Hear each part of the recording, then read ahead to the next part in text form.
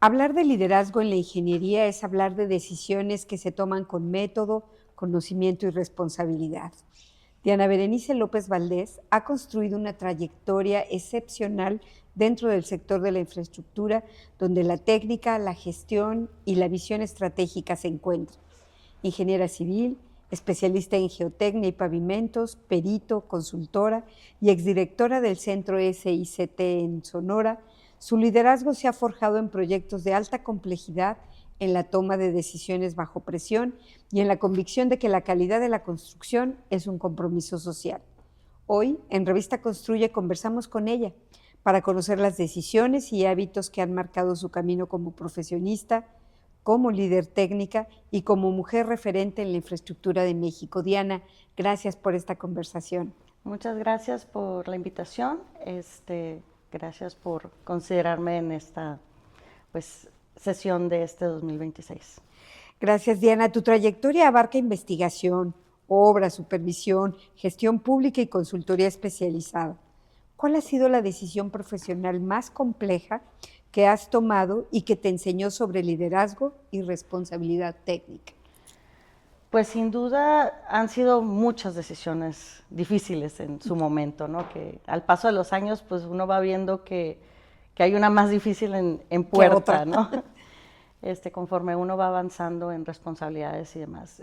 Creo que una de las primeras decisiones, a mí me gustaba mucho esta parte de la investigación y desarrollo, pero veía que no podía impulsar muchas de mis ideas o proyectos si no tenía otras cualidades que en ese momento el simple conocimiento técnico o teórico me pudieran acompañar para lograr esas metas, ¿no? Entonces,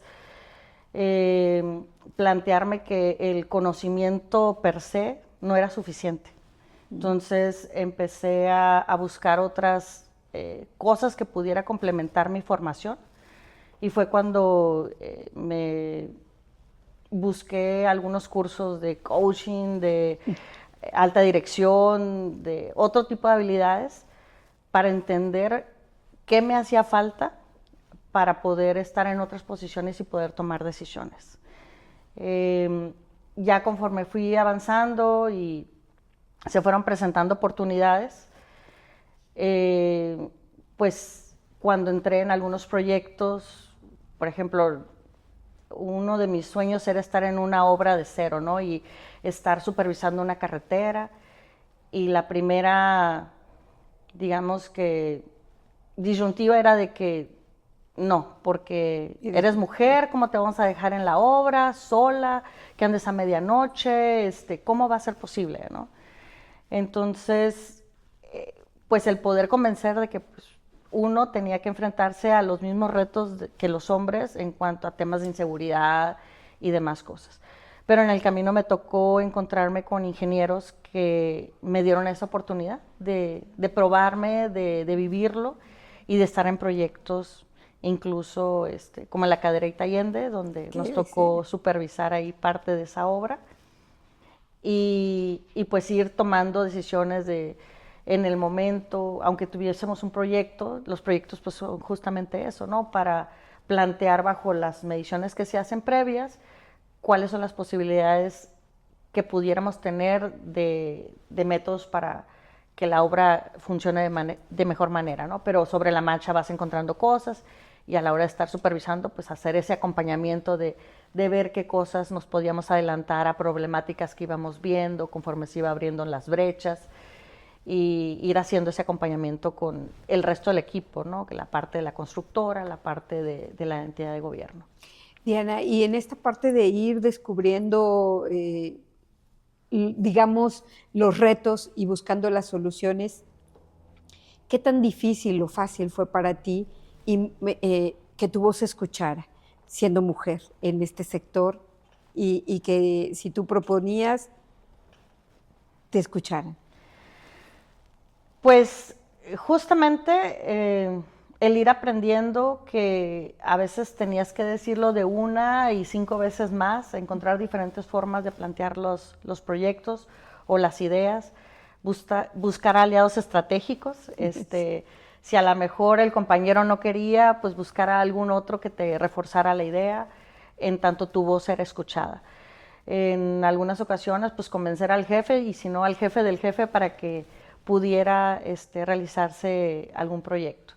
Y a veces ya conforme fui integrándome en las asociaciones técnicas, pues ir convenciendo a otros colegas sobre algunas de las propuestas o proyectos que traíamos en mente que se pudieran consolidar. Entonces, mucho yo creo que es esta gestión de convencimiento y de, pues, un poco de estrategia, ¿no?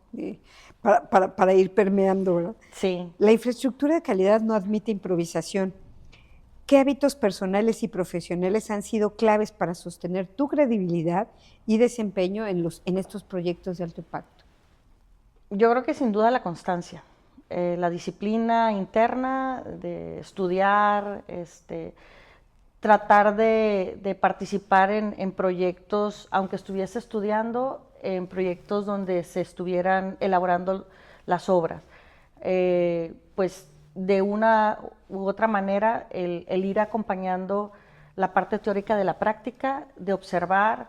Tuve 2 buenos mentores cuando estaba en la universidad, que en paz descanse, el ingeniero Zúñiga y el ingeniero Arispenarro, que depositaban su confianza en mí, y justamente aprendí mucho en eso, ¿no? De observa, apunta, analiza y después lo platicamos. Si no tienes todos los elementos, mejor ni opines. Y ve planteando... Como una metodología. Sí. Entonces, aunque tú creas que tienes la respuesta, tienes que conocer todos los entornos. Y conforme fuimos avanzando, pues fuimos viendo que no nada más era esa parte técnica, sino había una parte política, parte económica, parte social, que había más elementos en la ecuación, no nada más 2 más 2 igual a 4, ¿no? Había que ver todo el contexto sobre el cual se estaban planteando las cosas para poder lograr el cumplimiento del objetivo, ¿no? Has estado al frente de decisiones que involucran grandes recursos públicos y procesos técnicos rigurosos. ¿Cómo equilibraste la presión del tiempo, el presupuesto y la calidad cuando se trata de tomar decisiones críticas? Pues yo creo que ahí con mucha entrega, a veces eran 3, 4 horas de dormir en ciertos periodos, tratar de distribuir las actividades en tu equipo de trabajo, tener gente de confianza con quienes respaldarte y confiar en tu equipo para poder crecer. Alguna vez alguien me dijo de los ingenieros que tuve como jefe, para poder crecer tienes que hacer otro tú y poder delegar en él lo que tú harías en ese momento para poder seguir creciendo. Entonces, si no sumamos, si no vamos distribuyendo estas responsabilidades, no podemos encargarnos de otras cosas más arriba. Si la parte de abajo tenemos que regresar a medir el tornillo o a ver si se apretó bien o no. Entonces, vamos dando instrucciones, vamos que nuestros compañeros que están inmediatamente vayan a su vez también capacitando y dando seguimiento para que todo esto vaya siendo un crecimiento integral y poder entonces sí estar en una posición donde ya veas cuestiones más administrativas de otra índole, mientras tu equipo de trabajo va resolviendo las partes más delicadas y técnicas y obviamente comprometidas con tu misma afinidad de calidad. Llegar a la delegación de la SICT no es fácil. Me imagino que debiste ser de las primeras mujeres en ocupar ese cargo. Sí. ¿Cómo fue recibido por el equipo y cómo fue recibido por el equipo operativo, constructores, todos ellos? Pues me tocó ser de las primeras 5 o 6 ingenieras nombradas.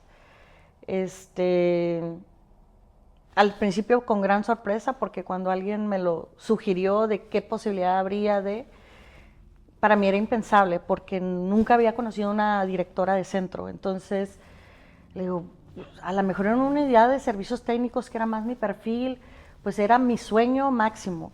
Pero cuando me dijeron, no, ¿y por qué no una dirección general?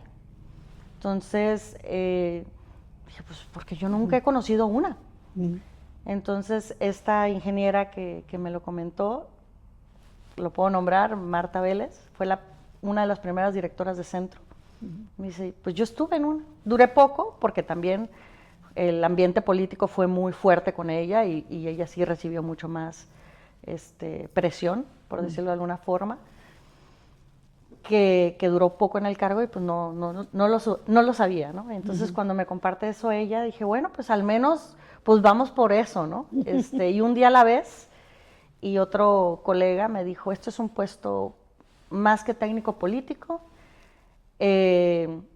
tú tienes que aprender a hacer esta parte de gestión, tratar de mediar entre las diferentes organizaciones que se interconectan, no nada más son cuestiones de carretera, son cuestiones de comunicación, cuestiones de transporte, que también hay muchas problemáticas ahí, y conjuntar todo eso con el gobierno federal, estatal, las necesidades del Estado mismo.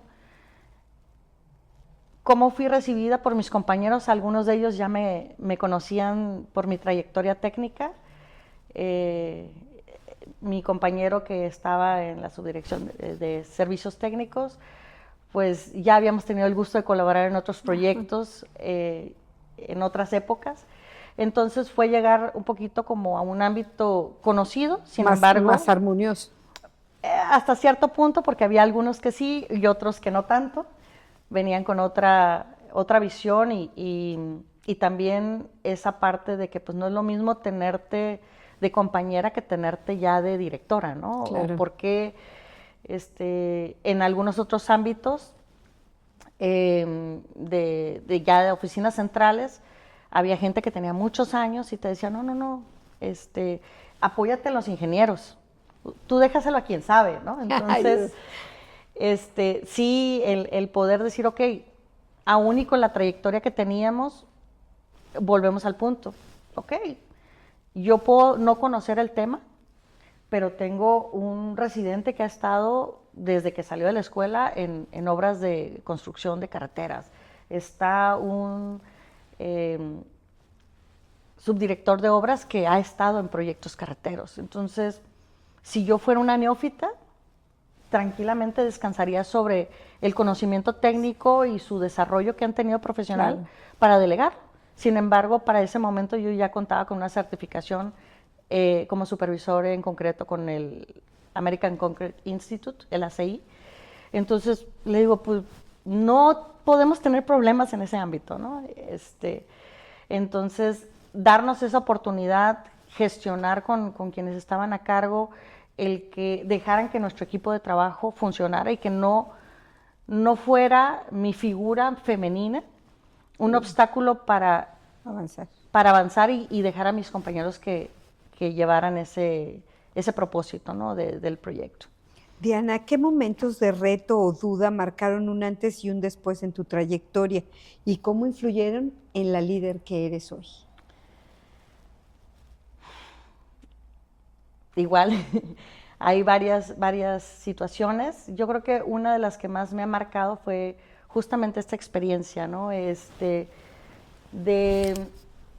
que no importa lo avanzado en lo que tú tengas, tu conocimiento técnico, hay que hacer equipos de trabajo, alianzas estratégicas, el convencer a tu entorno, no solamente que vienes por un objetivo de servicio, ¿no? De servicio a la comunidad y demás. Y dentro de ese ámbito, cuando no sea posible, que también existen otras formas de hacer apoyo a la comunidad, que yo a lo mejor hasta ese momento creía que involucrándome en el servicio público era mi única forma de estar en una posición estratégica para influir y hacer algo por la comunidad. Y ahí en Sonora conocí a otro ingeniero que me dijo, no, hay asociaciones civiles que nos dedicamos a presentar iniciativas, a hacer estas otras acciones que no necesitamos estar dentro del gobierno. Entonces, eso pues me ha dado un reconfortamiento. Te abrió el panorama. Y una apertura de panorama para saber que no importa si estoy dentro o fuera, puedo seguir impactando a la sociedad y a mi comunidad. Entonces, podemos seguir haciendo estas estrategias con empresas, por ejemplo, aquí en Nuevo León, hay mucho liderazgo entre las empresas constructoras, entre los diferentes sectores que tenemos, en temas ambientales, en temas de infraestructura, con nuevas tecnologías, con grandes diseñadores. tanto en edificaciones, que lo estamos viendo, ¿no? Sí, Con la segunda claro. torre más alta de Latinoamérica, con infraestructura carretera, con temas de materiales y pavimentos de primera que tenemos en nuestra industria. Y creo que eso también es un aliciente, porque estando a lo mejor en el ámbito privado, pues hacer sinergia con todos ellos, es posible lograr hacer cambios, ¿no? Dentro de nuestros ámbitos o nuestras áreas de influencia. Diana, ¿siempre quisiste ser ingeniero civil? En principio, creo que mi primera visualización fue Ciencias de la Tierra, pero yo crecí en Mexicali, Baja California, y pues la primera cuestión fue lo que quieras aquí, ¿no? Sí. Y ella era ingeniera civil. Y ahí, pues la más cercana que había, pues era ingeniería civil.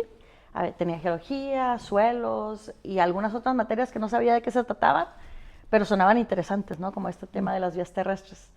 Ya sobre la marcha y pues con apoyo de mi familia, pues estudié ingeniería civil y me fui empapando de toda esta parte de los suelos, de las carreteras, y con estos dos mentores que te comentaba al principio, pues el fomentar ese gusto por las carreteras, y de que había un Instituto Mexicano del Transporte en Querétaro y que había más cosas y que en Estados Unidos podíamos hacer también desarrollarnos, pero que tanto en México como en Estados Unidos podíamos hacer cosas de gran nivel. Entonces, pudiendo haber tenido la opción de irme a Estados Unidos, decidí quedarme en México y seguir creciendo en la parte técnica para poder ofrecer y dar más cosas a nuestro país, pues. Si hoy tuvieras la oportunidad de voltear y ver el pasado y ver a esa niña que le gustaban las ciencias de la Tierra, ¿qué le dirías? ¿Cómo ha sido su vida?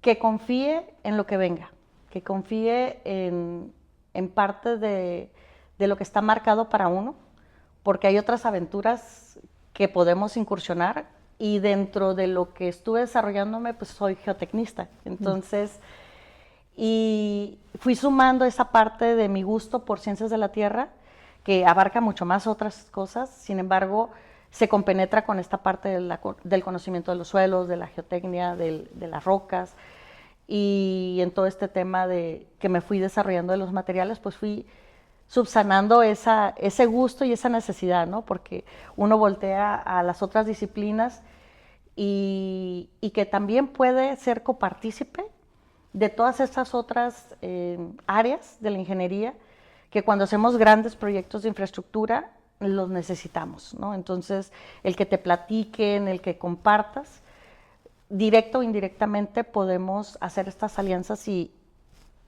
tener estas disciplinas dentro, ¿no? Y pues confiando en estas cuestiones que la vida nos va poniendo, pues yo creo que sin duda habría algunas cosas que tal vez las hubiera pulido un poco o tratado de ser más diplomática en algunos aspectos, pero creo que no cambiaría la ingeniería civil. Es algo que me gusta, me sigue apasionando todo el tema de pavimentos, y que en lo que me dé la vida, voy a seguir, y si hay algunos otros retos como algún túnel, también bienvenidos, ¿no? Participaremos directa e indirectamente, y si no, al menos que nos inviten, ¿no? A ir a visitarlos. Pues me quiero despedir, Diana, con que tú nos brindes un mensaje para todas las mujeres que piensan en la carrera de ingeniería civil como algo que no es para mujeres. Yo creo que, bueno, no creo, estoy convencida de que el mensaje sería que no les dé miedo no estar donde otra no ha estado, que no piensen en función de género, sino en función de qué es lo que su corazón les llama, qué es lo que su espíritu les pide en cuanto a su desarrollo profesional, y sobre la marcha, si descubren que es otra su profesión, cambiar el rumbo, no pasa nada, pero sobre esos sueños que tengan, que no se limiten.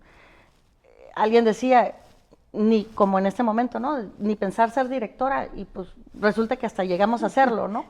Y alguien decía, ni pensar ser presidenta, y ya tenemos una señora presidenta, ¿no? Entonces, con todas las credenciales, con toda la preparación que tiene, yo creo que ahora sí que el límite son nuestros propios sueños y nuestras propias creencias y limitantes que pudiéramos llegar a tener. No dejarnos vencer por eso y luchar y hacer esa introspección, qué es lo que realmente me está limitando, que no sean miedos internos o ruido del entorno que nos sintamos que nos están deteniendo, no, que sean esa piedra que pongamos una sobre otra para ir subiendo, ir construyendo. Muy bien. Muchas gracias, Diana, por esta conversación. Gracias a ti.